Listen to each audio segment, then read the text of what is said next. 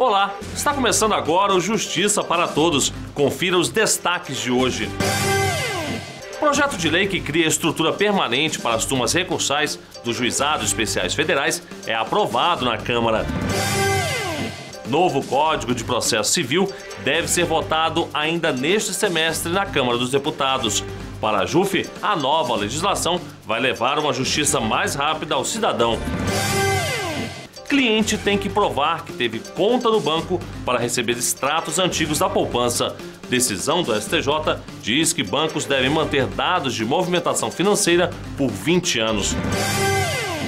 E você acompanha uma entrevista com a advogada Flávia Malucelli sobre o Congresso Brasileiro de Sustentabilidade e Direito Ambiental. Eu sou Samuel Figueiredo e o Justiça para Todos já está no ar. O projeto de lei 1597 do Superior Tribunal de Justiça, que cria 225 cargos de juiz federal de turmas recursais dos juizados especiais, é aprovado no plenário da Câmara. Os juízes serão lotados em 75 novas turmas, também criadas pelo projeto, que é de interesse da Associação dos Juízes Federais do Brasil, a AJUF. A matéria segue agora para a votação no Senado. Em votação, o projeto de lei número 1597-A/2011. Aqueles que forem pela aprovação permaneçam como se acham. Aprovado, a matéria vai ao Senado Federal. Por unanimidade, a Câmara aprovou o projeto de lei que cria estrutura permanente e 225 cargos de juiz de turmas recursais de juizados especiais federais. O Superior Tribunal de Justiça, autor da proposta, ao justificar a criação dos cargos, argumentou que esses juizados atuam em caráter precário, dependendo de servidores e juízes federais de primeira instância para funcionar. Esse projeto, agora aprovado, que nós esperamos que em breve se transforme em lei, ele resolve o problema dos juizados especiais federais. Porque hoje as turmas recursais são compostas por juízes emprestados de outras varas. Então, o juiz sai da sua vara de origem para trabalhar na turma recursal. E o que é que acontece? A vara fica prejudicada. E, então, se resolve um problema da turma e cria-se outro nas varas. Agora, com a criação das turmas, ela terá quadro próprio de juízes e, em razão disso, haverá uma celeridade maior no julgamento dos processos. As turmas recursais analisam recursos de sentença ou de decisão do juizado especial, que foi criado em 2001, para simplificar e agilizar determinados processos de competência da Justiça Federal. Tramitam neles, por exemplo, ações cíveis com valor de até 60 salários mínimos contra a União e autarquias, como INSS e Caixa Econômica Federal. Os processos tratam de temas como pagamento de pensão, auxílio-doença e aposentadorias. São quase 1 milhão de recursos parados nas turmas recursais porque não tem juiz para julgar. Agora nós estamos criando isso para transformar a Justiça Federal numa justiça cada vez mais próxima da sociedade, mais humana e preocupada com aquelas pessoas que litigam naquelas causas de até 60 salários mínimos, que é a grande massa de trabalhadores, de pensionistas e de aposentados do nosso país. O PL 1597 segue agora para ser discutido no Senado. Para o líder do PR na Câmara, deputado Lincoln Portela, que apresentou o requerimento de urgência para a matéria, falou que o projeto deve ser aprovado rapidamente no Senado. O projeto está perfeito, não tem como emendá-lo e nem suprimir nada também. Então, o Senado, por certo, vai dar a celeridade devida e nós também pediremos aos nossos senadores que compõem bloco conosco, hoje são pelo menos 15 senadores, então vamos pedir a eles também para que eles possam ajustar isso o mais rápido possível, para que o Brasil ganhe também o mais rápido possível. Esse projeto de lei que foi apresentado pela JUF ao Conselho da Justiça Federal inicialmente tramitou em tempo recorde, em 1 ano, e agora nós pretendemos aprovar ainda nesse mês de abril, no Senado da República, esse projeto que vai levar uma justiça mais rápida para a população. O novo Código de Processo Civil, que está em tramitação em uma comissão especial da Câmara dos Deputados, deve ser votado no plenário da Casa ainda neste semestre. Pelo menos essa é a expectativa dos parlamentares. O novo texto, que já foi aprovado no Senado, recebeu na Câmara 90 emendas. A nova legislação pretende modernizar os processos cíveis no país, já que a norma tem quase 40 anos. Para o presidente da Associação dos Juízes Federais do Brasil, o novo código vai trazer um processo mais enxuto e levar uma justiça mais rápida para o cidadão. O Código de Processo Civil está em vigor desde 1973. A atual legislação já passou por 3 reformas ao longo desses quase 40 anos. Mas, segundo este especialista, essas modificações não foram suficientes para acompanhar a evolução da sociedade brasileira. Ele foi criado, construído dentro de uma percepção individualista da sociedade daquela época. De 73 para cá, a sociedade mudou muito, os conflitos se tornaram massificados, se tornaram coletivos, surgiu a perspectiva da tutela ambiental, surgiu a perspectiva da tutela do consumidor.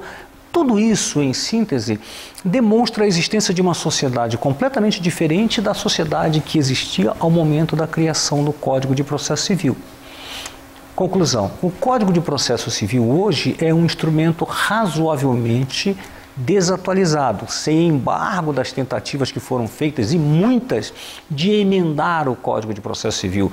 Nesse período todo ele passou por inúmeras reformas das reformas, e se tornou quase que uma coxa de retalhos.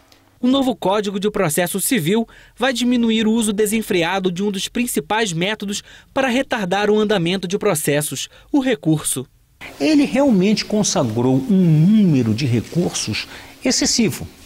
E eu sou religiosamente contra essa quantidade de recursos e digo que talvez seja uma das causas da demora da prestação jurisdicional. Outra alteração bastante esperada no novo CPC é o mecanismo que permite julgar em massa causas iguais, um dos maiores problemas da justiça atualmente. Essa modificação deve acabar com a burocracia do judiciário. Esse incidente, em síntese, permite ao judiciário, com uma única decisão em um único processo, derramar os seus efeitos sobre todas as outras situações iguais que tenham sido aforadas.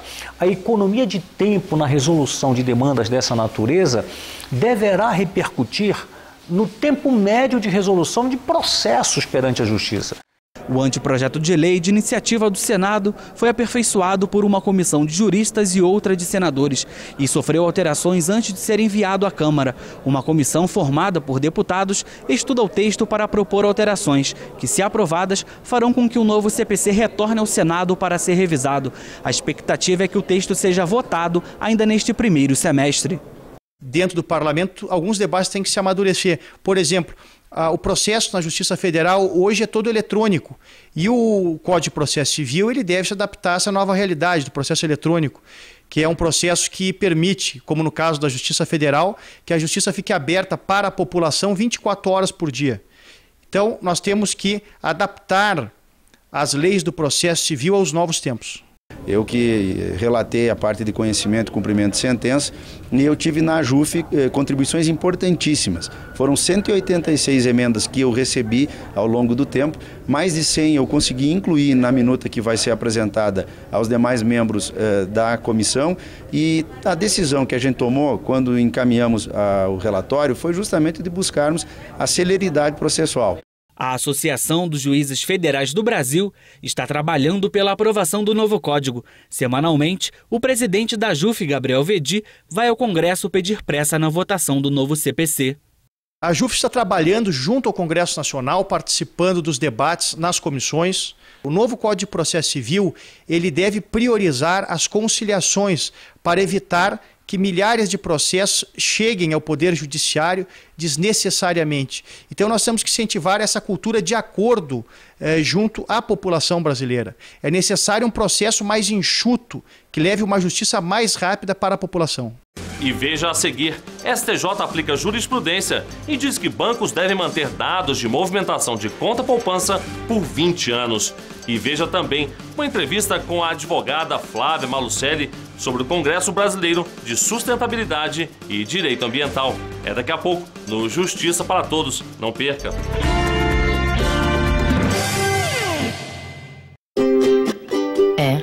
A vida pede muitas coisas pra gente. Um dia, ela pede mais flores. Ela também pode pedir mais bagunça. A vida pode pedir novos horizontes. A vida da gente é assim.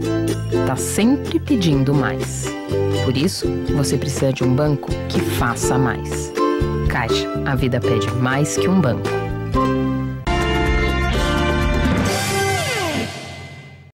partir de agora, o cliente tem que provar que teve conta no banco para receber extratos antigos da poupança. A decisão do Superior Tribunal de Justiça deve diminuir o número de processos em que se discute correção monetária e juros remuneratórios.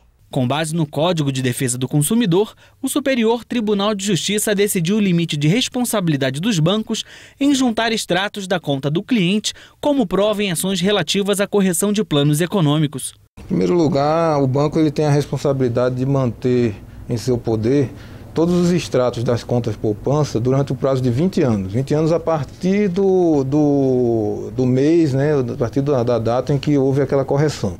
O STJ confirmou a inversão do ônus da prova por entender que o extrato é documento comum às partes. Segundo a decisão do tribunal, a caderneta de poupança, por ser considerada contrato bancário, está sujeita às obrigações legais regidas pela defesa do consumidor. Essa obrigação adveio do entendimento do STJ de que, se o documento é comum às partes, né, se o documento ele é acessível por ambas as partes, tanto pelo correntista quanto pelo banco, mas tendo em vista o Código de Defesa e Proteção do Consumidor, compete ao banco, como prestador de serviço, manter em seu poder esses extratos. Então, aquela tese de que o banco não tinha obrigação de juntar extratos já foi afastada totalmente pelo recurso repetitivo julgado pelo STJ. O advogado explica que o cliente também terá responsabilidade na ação, a de comprovar pelo menos que a conta existe ou existiu. Segundo ele, essa obrigação vai evitar possíveis fraudes. Estavam acontecendo ou estão ainda acontecendo algumas fraudes nesse tipo de ação de poupança planos econômicos. Inclusive já há investigações da Polícia Federal a esse respeito, em que profissionais mal intencionados utilizam nomes de pessoas que eles nem conhecem, forjam procurações e ajuizam ações pleiteando os planos econômicos. Se o autor não é obrigado nem a provar que a conta existe, então no mínimo o banco fica com aquela obrigação de juntar um extrato às vezes inexistente. Se ele não junta, gera uma indenização ou no mínimo uns honorários ao advogado da outra parte, porque ele não cumpriu uma obrigação que seria dele. Então, ao decidir que cabe ao autor provar pelo menos a existência da conta, o STJ coíbe, né, esse tipo de fraude, faz com que ela seja muito mais difícil de ser perpetrada. O número de processos em que se discute correção monetária e juros remuneratórios tende a cair. Eu entendo que foi bom para ambas as partes por isso, porque dá uma segurança jurídica, o banco não vai precisar mais estar tendo que fazer uma prova negativa, às vezes impossível de ser conseguida, evita aplicações de multas que nunca terminariam, né, multas diárias que nunca teriam um prazo final, porque o banco ia sempre estar devendo essa juntada de extratos. E agora, eu diria que, vamos dizer assim, com a segurança jurídica, o banco pode até se organizar, saber quais extratos ele não tem, poder fazer até um acordo com a parte, se ele não encontrar o extrato. Eu acho que talvez consigamos em alguns anos acabar com esse tipo de ação. A seguir, você acompanha uma entrevista com a advogada Flávia Malucelli sobre o Congresso Brasileiro de Sustentabilidade e Direito Ambiental. É daqui a pouco, logo depois do intervalo. Não saia daí.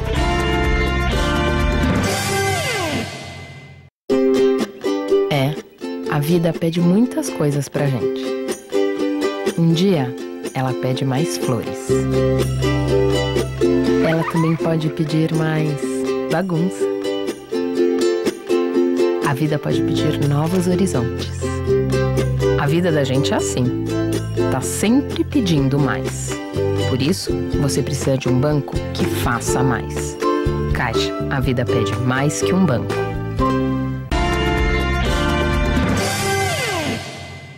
No final de agosto, advogados, magistrados e profissionais ligados ao meio ambiente vão debater em Gramado, no Rio Grande do Sul, sustentabilidade e direito ambiental. O repórter Bruno Feitosa conversou com a advogada Flávia Malucelli sobre o seminário e sobre como o judiciário vem atuando para proteger a natureza. Qual o objetivo do projeto e qual a importância do tema para o judiciário? O objetivo do projeto é tratar dos principais temas relacionados às questões socioeconômicas ambientais atualmente discutidas nacional e internacionalmente, trazendo palestrantes de renome para tratar de temas específicos, todo ano acompanhado dos temas e das questões que mais exigem uma discussão. O ano passado, por exemplo, Código Florestal, esse ano Rio+20, Política Nacional de Resíduos Sólidos, entre outros que acabam demandando um aprofundamento sobre a matéria. Tá?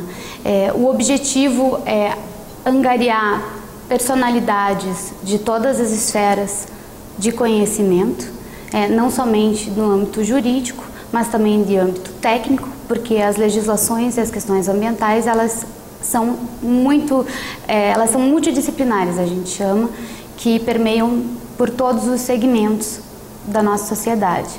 Inclusive, um dos objetivos também do Congresso é promover a integração de setores, através de convidar não somente o Poder Judiciário, como também o Poder Legislativo, Executivo, setor privado, terceiro setor e especialistas em geral para estarem participando do Congresso, que na verdade é onde se consolida o projeto, e essas pessoas também elas possam conhecer todas as suas necessidades, não somente aquelas que chegam para o Poder Judiciário, mas também quais são as necessidades do gestor público, quais são as necessidades dos profissionais que trabalham na área e como tudo isso interage, né? Qual é a interação disso tudo dentro desses temas, né?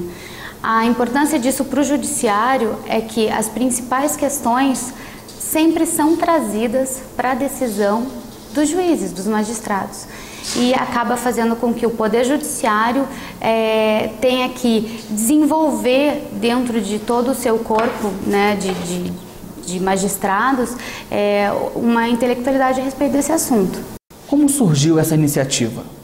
O projeto surgiu no Paraná, com uma iniciativa do Poder Judiciário Estadual, dentro da Escola da Magistratura, em que foi dado início ao desenvolvimento de um congresso especificamente direcionado para juízes, desembargadores, promotores de justiça e outras personalidades convidadas. Alguns empresários dentro do setor privado, em especial aqueles que também trabalham em empresas públicas de saneamento, energia elétrica, etc., para discutir temas, né, e aprofundar o conhecimento a respeito das questões socioeconômico-ambientais. Isso evoluiu, até mesmo por uma demanda nacional clara, alcançada nos tribunais, até porque hoje, atualmente, existem diversas jurisprudências que tratam da temática ambiental, e faz com que um projeto direcionado a esse público não possa ficar restrito a uma interação regional, e sim a uma interação em âmbito nacional. As questões ambientais são complexas. Como o projeto pretende auxiliar os juízes para lidar com esse tema? Pretende auxiliá-los através de palestras e mesas redondas com convidados que sejam especialistas e que tenham um profundo conhecimento dentro dessas temáticas. Na hora que a gente fala do projeto, a gente tenta sempre convidar personalidades de notório saber, tanto jurídico quanto técnico, para tratar dessas temáticas. Os juízes, em especial, eles acabam tendo acesso a essas temáticas no seu dia a dia profissional, que é o julgamento de processos, seja em nível estadual como nacional, dentro dos tribunais superiores.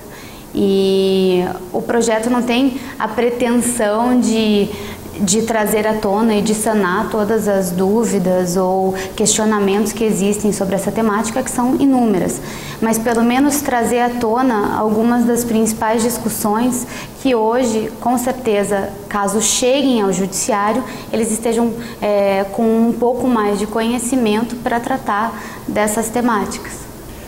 Qual a importância do apoio da AJUF para esse projeto?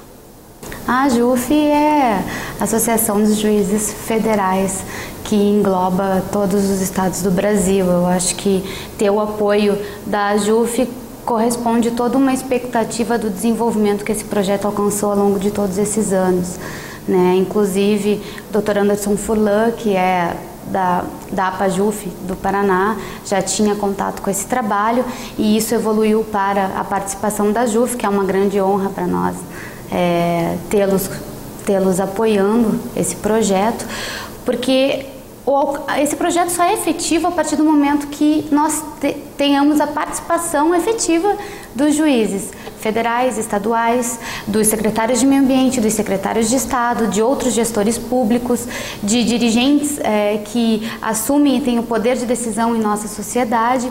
Sem a participação desse público, o projeto jamais vai conseguir atingir seus objetivos, que é contribuir para que isso seja aplicado dentro da sociedade. O Congresso esse ano vai abordar Rio+20. Qual será a contribuição do projeto para essa discussão? A Rio+20 é um marco extremamente importante dentro de todo esse contexto. E eu creio que 2 assuntos principais até que serão tratados no Congresso, que é a economia verde e governança, seja um foco bem interessante de abordagem. E a importância está no quê? Como as questões ambientais, como mesmo já foi dito, são complexas e envolvem aspectos políticos, sociais, econômicos, a Rio+20 ela traz todos esses temas sendo discutidos em pensamento de Estado mesmo, de gestão pública. O que a gente vai fazer daqui para frente? Quais os avanços e os retrocessos que o projeto conseguiu identificar em relação à questão ambiental? Eu sou otimista em dizer que foram poucos retrocessos. Eu acho que talvez os únicos retrocessos estão relacionados a muita discussão e pouca prática, né? Eu acho que isso é uma coisa que a gente, não só a questão do projeto, mas todo mundo que é militante nessa área gostaria que fosse diferente, né? Em muitos momentos, assuntos extremamente importantes e soluções, às vezes, extremamente consideráveis que poderiam ser aplicadas na prática, não são. Os avanços, eu considero, inclusive, a participação e o interesse da AJUF, a participação e interesse do Conselho Federal da OAB, a participação e interesse dos ministérios, a participação e interesse de diversas entidades, órgãos e personalidades em participar de projetos como esse, doando seu tempo para estar presente dentro de um congresso, ouvindo profissionais, especialistas, apesar de renome ou não, ouvindo sobre o tema, estando disposto a aprender e a aprimorar seus conhecimentos a respeito desses temas. E um avanço muito claro é a identificação da necessidade disso ser feito, da necessidade disso ser efetivado. Eu acho que só a partir do momento que já há esse despertar para a necessidade de uma mudança de postura e de paradigma, já é um avanço mais que considerável, que pode ser alcançado dentro de todos esses anos que a gente vem trabalhando com esse público. E o Justiça para Todos de hoje termina aqui. Obrigado pela sua companhia e até o nosso próximo encontro.